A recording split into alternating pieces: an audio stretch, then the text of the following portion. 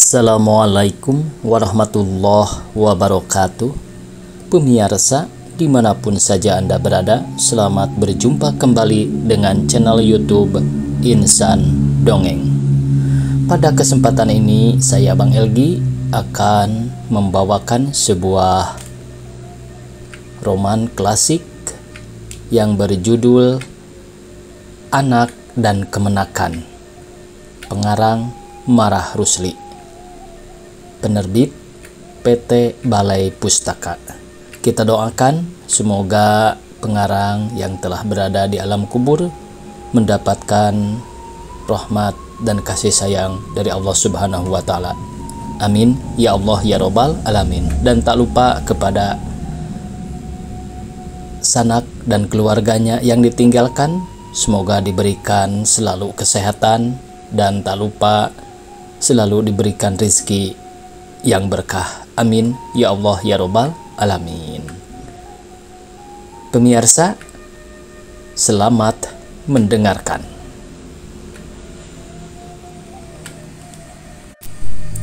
Hari masih pagi, baru pukul 6 lebih. Matahari belum menjenguk dari puncak gunung yang memagari Teluk Bayur di sebelah timur dan melengkung ke barat sampai ke Bukit Sikabau yang menjadi tiang selatan pintu teluk ini, sehingga lautan di sana masih kegelap-gelapan. Di atasnya tergantung di awang-awang selapis kabut yang tebal yang menyelimuti muka air. Pazar yang menyingsing berbanjar-banjar melintang di mersu gunung tadi belum dapat menyigi teluk ini untuk menerangi cuaca yang remang di dalamnya.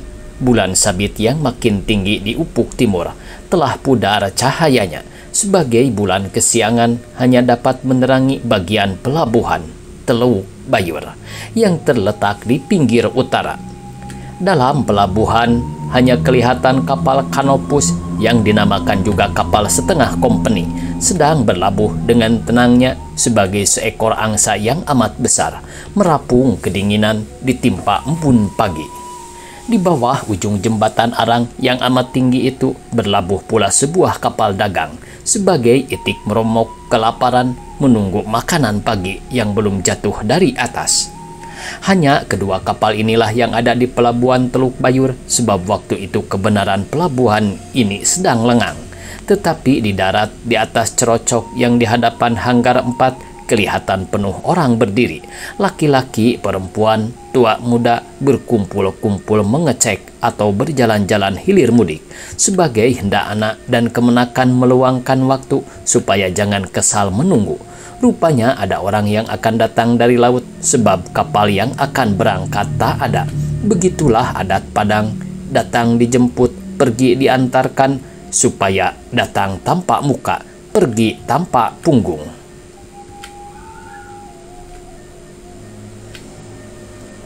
Ditilik dari orang yang menjemput, nyatalah orang yang disongsong orang ternama juga, karena di antara orang yang berkumpul-kumpul itu banyak kelihatan pembesar-pembesar, pegawai-pegawai, saudagar-saudagar, orang-orang kaya, kadi, dan alim ulama.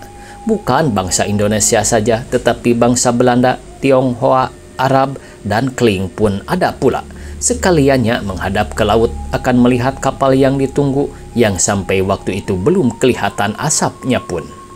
Di tengah orang banyak itu kelihatan Sultan Alam Shah, Hop Jaksa Padang, sedang berkata-kata dengan kepala polisi Dehan, Letnan Arab Said Abu Bakar, dan kepala bangsa Keling Anak Hosen.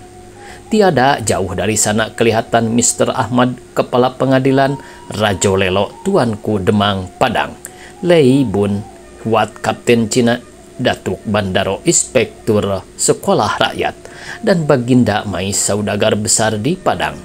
Dekat mereka berhadap-hadapan Menteri Polisi Panduko Emas, Ajung Jaksa Marah Sultan, Kadi Melano Arif, dan Sah Bandar Terlag.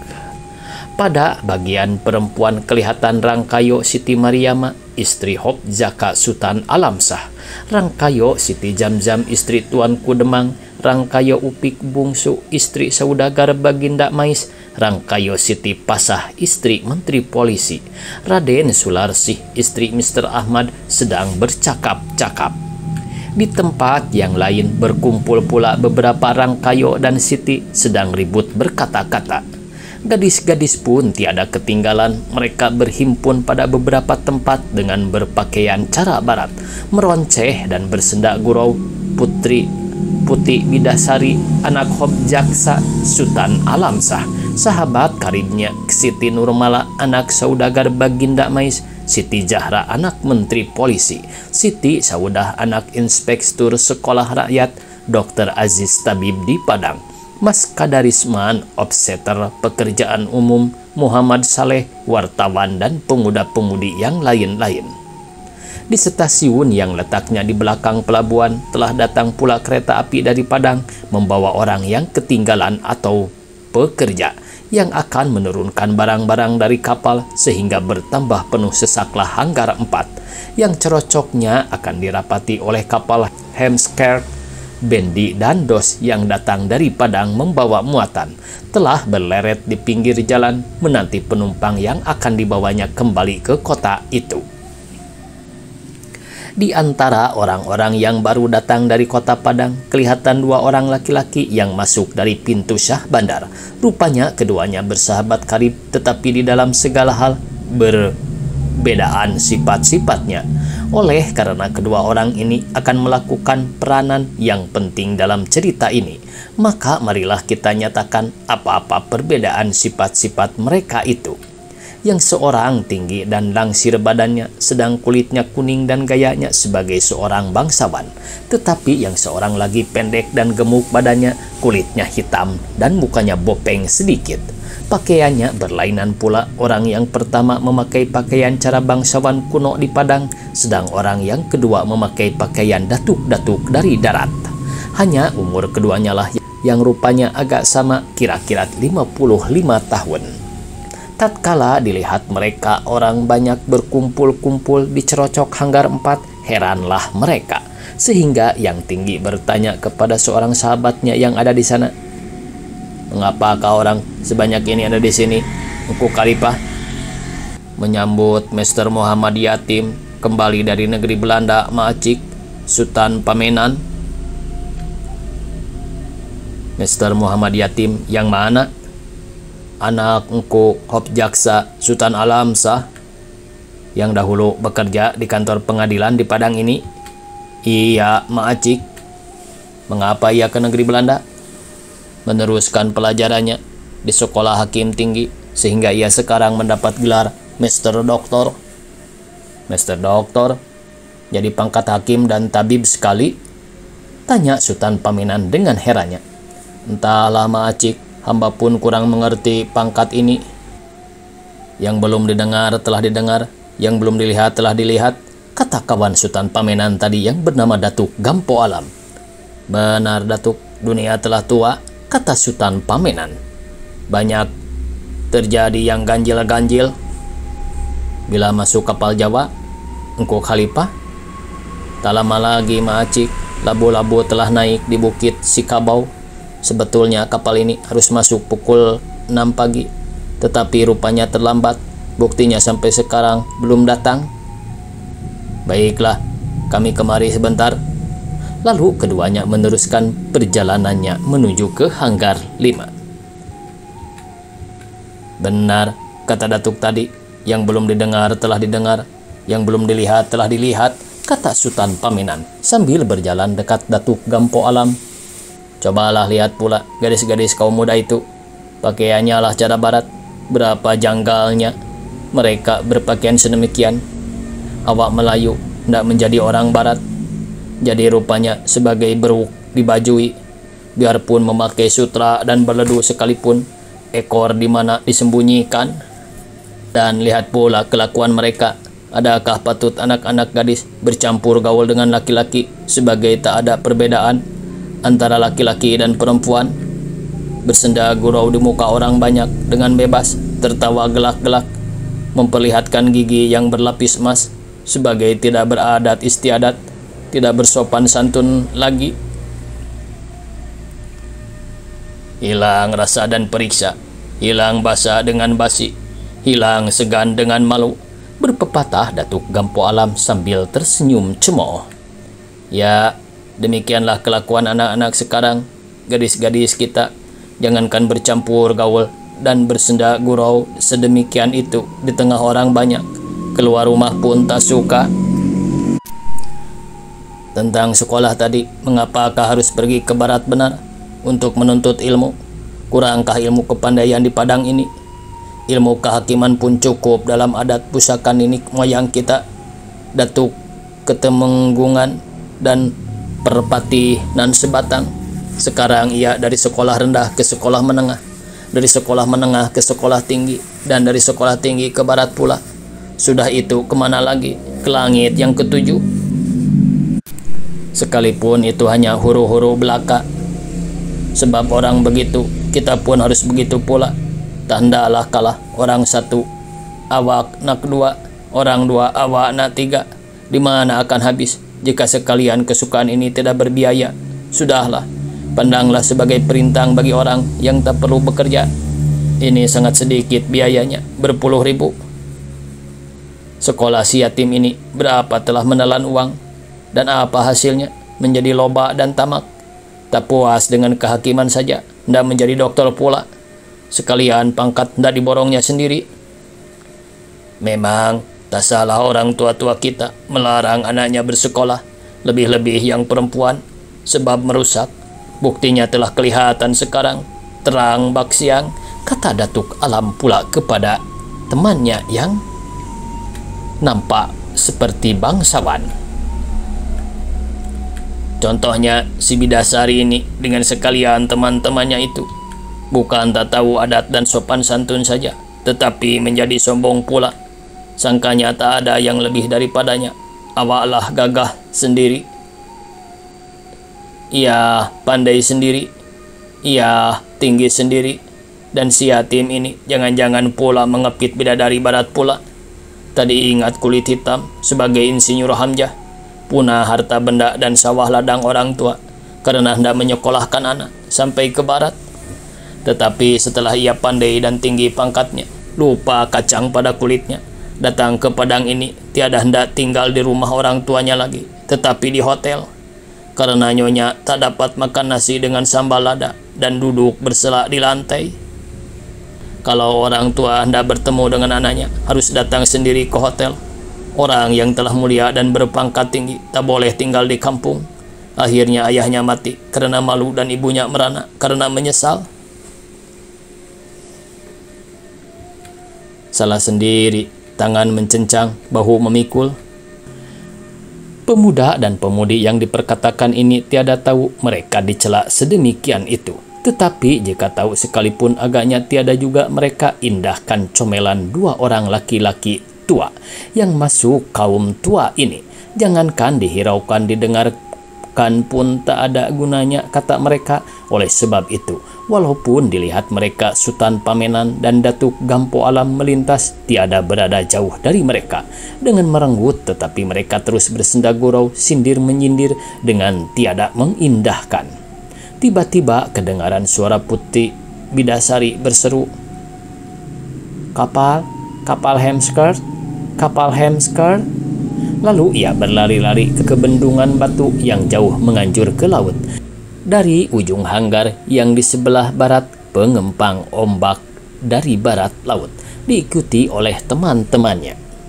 Sekalian orang yang mendengar seruan Putih Bidasari menoleh pula ke barat daya, lalu berkata dengan riangnya, "Ya, kapal Hemskert, masuk! Ya, kapal Hemskert, masuk!" Sesungguhnya kapal yang ditunggu-tunggu itu telah masuk pintu Teluk Bayur dengan asapnya yang bergumpal-gumpal, yang tertinggal sampai jauh di belakang. Haluannya telah menuju ke pelabuhan dan jalannya telah mulai dilambatkan, walaupun penumpang telah kelihatan memutih berleret di birai kapal, menoleh ke pangkalan, tetapi siapa orangnya belum dapat diketahui. Putih Bidasari dengan teman-temannya pun walau telah lebih dekat ke kapal, tetapi belum dapat juga memperbedakan saudaranya dari penumpang lain. Oleh sebab itu diambilnyalah teropongnya, lalu diperhatikannya orang yang berdiri di pinggir kapal, seorang-seorang. Ya, sekarang nyata kelihatan olehnya Mr. Yamin berdiri di sebelah belakang kapal, dekat tiang. Di bawah sekoci sedang meneropong pula ke darat seraya melambai-lambaikan setangannya. Putri Bidasari membalas lambaian kakaknya ini dengan setangan pula seraya berseru. Selamat datang Tim, selamat datang ke tanah airmu. Sudah tampakkah ia Bida? Tanya Siti Arbiah seraya memperhatikan benar-benar orang yang berdiri di birai. Sudah Arbi, itu di buritan kapal dekat tiang di bawah sekoci. Coba pinjami aku teropongmu. Putri Bidasari memberikan teropongnya kepada Siti Arbiah yang meneropong pula ke tepi kapal, tetapi tidak segera kelihatan olehnya orang yang ditunggunya. Mana, tak kelihatan olehku? Bagaimana engkau dapat menaruh sihir kepada yatim? Karena dengan teropong pun tak dapat kau lihat dia, apalagi dengan mata biasa. Mari kulihat. Mengusik Siti Saudah lalu mengulurkan tangannya hendak mengambil teropong dari Siti Arbiah. Tunggu dahulu dah, sahut Siti Arbiah dengan mempertahankan teropong yang ada di dalam tangannya. Hah? Sekarang baru bertemu jantung hatiku ya? Di sebelah belakang, dekat tiang dan di bawah sekoci. Mengapa ia bersembunyi di sana? Tuh, lihat ia melambai aku. Baru kelihatan olehnya sahabat karibnya. Selamat datang Tim. Selamat bertemu kembali dengan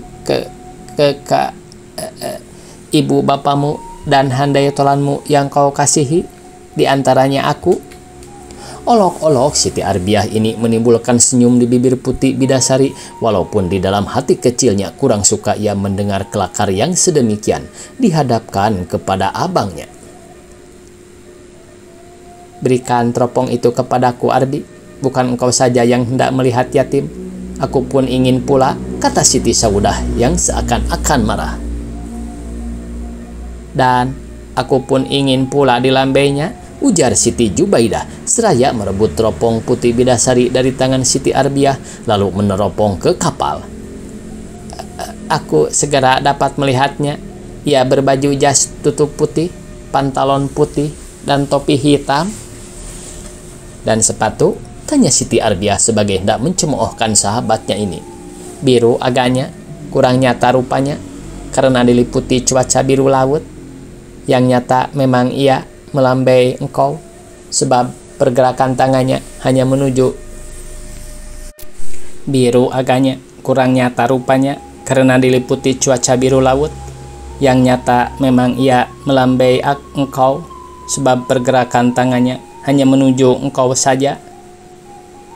Coba, aku pun hendak melihat pula, kata Siti Nurmala yang berdiri dekat Dr. Aziz. Saudah dahulu, kata Siti Jubaidah seraya memberikan teropong Putri Bidasari kepada Siti Saudah. Setelah Siti Saudah meneropong pula ke kapal dan berkata, benar yatim, lalu diberikannya teropong itu kepada Siti Nurmala yang menerimanya dengan meneropong pula ke kapal. Walaupun telah ke barat dan mendapat gelar master dengan dokter, tetapi ia tetap sederhana dengan pakaiannya dan tentu juga dengan hati dan tingkah lakunya, kata Siti Nurmala perlahan-lahan sebagai kepada dirinya sendiri. Demikianlah teropong itu beralih dari tangan ke tangan sehingga kembali pula kepada Putri Bidasari. Sementara itu kapal Hemskert kian lama kian dekat kecerocok dan penumpangnya yang berkumpul-kumpul berdiri di birai kapal. Makin lama makin nyata kelihatan anak kapal mulai bersedia-sedia untuk melabuhkan jangkar. Sedang jurumudi telah naik ke atas buritan untuk menghentikan kapal dan memberi perintah kepada Kelasi supaya berlabuh. Bersambung. Billahi taufik wal hidayah. Wassalamualaikum warahmatullahi wabarakatuh.